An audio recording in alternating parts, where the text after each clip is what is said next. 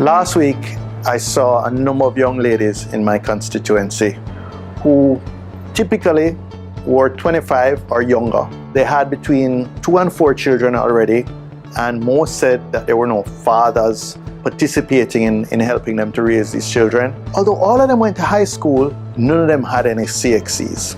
And they were struggling to figure out how they could get reintegrated into the formal system. The Heart Unattached Youth program can't help them. They get a stipend of $500 a day. That can't provide for transportation, lunch, and daycare for their children. So it left me as an MP frustrated. So I'm turning to Bobby Gregory, who is an expert on education, training, workforce development, to say, how is it that we stop producing these young people who we call unattached youth, but struggle to integrate into jobs that provide a living wage? Let us first accept that the education system we have, which was designed based on the Negro Education Grant of 1834, to establish an elitist education system to take care of the children of the slaves, but the vast majority of the money went for the education of the plantocracy, the children of the plantocracy. So it's an exclusionary system, which today produces only 30% of those who pass through primary and secondary having the 5 CXCs that we say is a secondary educational certification. Only 30%. So the 70% includes that young lady and many thousands of others. They were the hewers of wood and drawers of water. But there's no more wood and water to draw. Today we have a technological society, a knowledge economy requiring people with a solid secondary education at least to be trained to do all the sophisticated things and to earn the good money that people aspire to earn. We don't have that now. So how do we move from a system which we have today, which, as I said, sort of plays a cruel trick on these children and their parents? They pass them through, they attend school for the 5 years, high school, with an expectation that they leave with something that will help them in life, but it isn't happening. Peter, you're so right. And this was acknowledged when we passed in the Parliament in 2004, the Education Transformation Bill. It was acknowledging that the system is not what we need. We have not transformed. In that document, there's a profile of the educated Jamaican, the product coming out of the primary and secondary system. We ought to have aligned our education system to produce that output. We have not done so. We have done little tweaking and little cosmetic adjustments, but we have not. So we continue to produce each year. 70% of who passes through the system leaves without the required certification, the 5 CXC subjects that we say constitutes a secondary education. And your young lady is an example of those. The prospects for them, their level of trainability is very low. Now, this leads us into a situation that we are at a deadlock right now. We want good jobs. Individual Jamaicans want to earn good money to take care of themselves and their families. We want a middle-class economy that is sustainable. Everybody in Jamaica is good at the diagnosis. So we've described what exists. But the key thing is, how do we get to where we need to be from where we are today? What are the key actions that we need? So the workforce is a low-skill, low-wage workforce, meaning that investors who bring the jobs that we want look at our workforce and say, it's only them kind of work them can manage. So the investments that they bring jobs that don't require much education and training and don't pay much money. We want to transform that profile from low skill, low wage to high skill, high wage. And that can only be done through reformed education and training to produce citizens.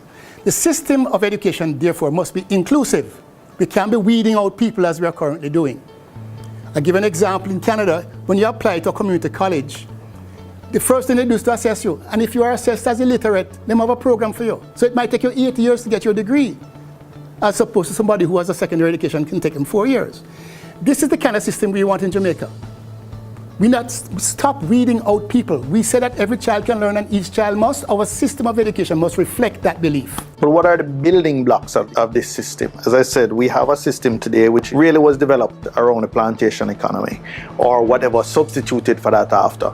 Our teachers at one point, because they were relatively poorly paid, it became the profession that the second tier of our graduates went into teaching because the first year wanted to be professionals, doctors, lawyers, engineers. But we hear a different approach in countries which are doing well with their education system. Well, in the developed countries that we admire so much, teacher education is professional education. So people come for teacher training with a first degree at least, mastery, content mastery in some discipline. And then you go through professional training. And the professional training is focused on learning and the facilitation of learning. So you're all about the psychology and the physiology of learning, and so that these persons are able to facilitate learning, because learning is the objective of the whole education process. Learning how to learn, learning how to do, learning how to live and work with other people, learning how to be. That's the education that these 21st century professionals, our system needs to change to that. We need to facilitate the preparation of our teachers to be facilitators of learning and not the fountain of knowledge, which is the 19th century notion. But it seems our system is primarily a curriculum-based system where we're pushing a particular body of information onto the students, whether they learn it by rote or memory or whatever. But this thing about teaching them how to learn, about socializing them, how to, in a sense, be citizens, productive citizens, that doesn't seem to take much pride of place in our system currently. In our system now, we test our children to find out what they don't know and weed them out. And we weed out and weed out and weed out and weed out until we end up with a small minority of who we started with. In the systems in the developed world, they test to find out what it is you know and to build on it. So that's an inclusive system. This is the kind of system we need to adopt in our country. So we need to change our entire beliefs about education, about who is bright and who is not bright, and who is academically inclined and who is good with their hands. That is 19th century beliefs.